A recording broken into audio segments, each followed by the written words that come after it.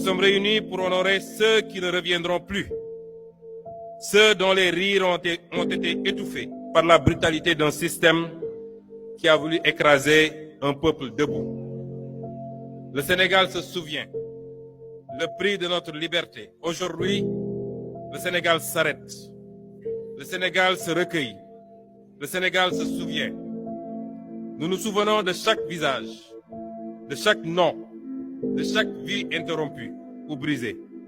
Ces jeunes, ces étudiants, ces citoyens ordinaires sont sortis dans les rues, non pas par violence, mais par amour viscéral pour leur pays et par refus absolu de l'injustice.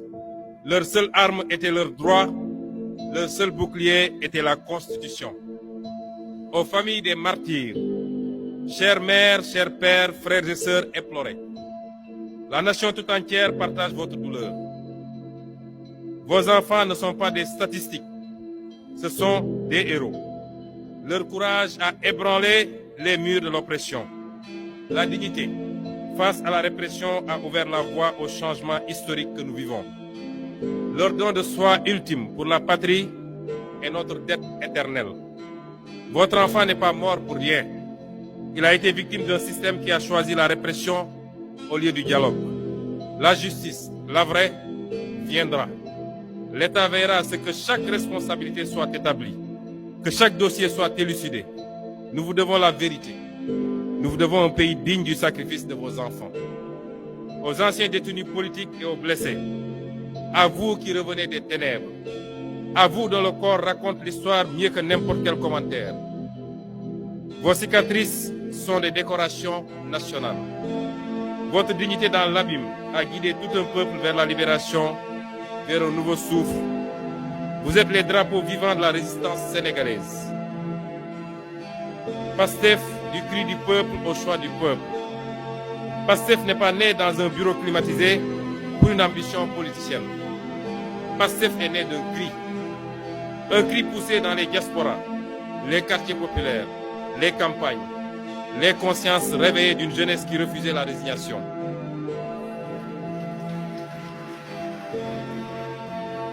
Notre mouvement a grandi porté par une idée simple mais révolutionnaire, celle de démarchandiser la politique et de construire un Sénégal gouverné par et pour ses fils et ses filles selon des principes intangibles de travail, d'éthique et de fraternité dans la justice, la transparence et la souveraineté.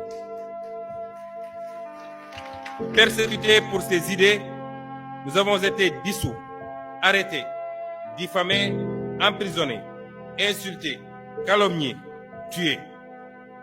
Mais chaque oppression a renforcé notre conviction. En fermant nos portes, ils ont ouvert nos cœurs. En fermant nos portes, ils ont ouvert nos cœurs. En emprisonnant nos corps, ils ont libéré nos consciences. Nous étions un cri du peuple. Nous sommes devenus son espoir, puis son choix.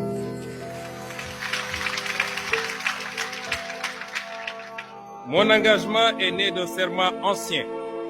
Ne jamais supporter l'injustice.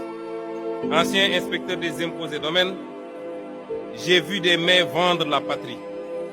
J'ai vu la trahison des élites. Ce jour-là, j'ai fait le choix. Celui de ne jamais détourner le regard.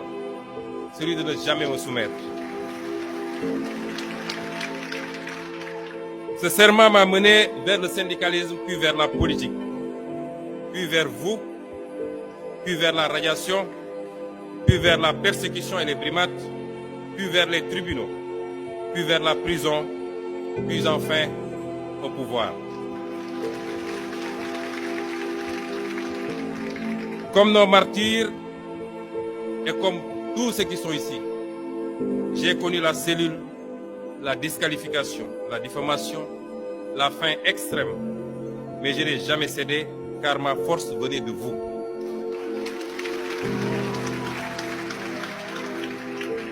Si je suis aujourd'hui Premier ministre, c'est parce que vos voix m'ont porté. C'est parce que vos voix nous ont portés. Parce que vous avez refusé d'abandonner. Je ne suis pas votre chef. Je suis votre mandataire. La main qui signe est votre main. La voix qui parle est votre voix collective.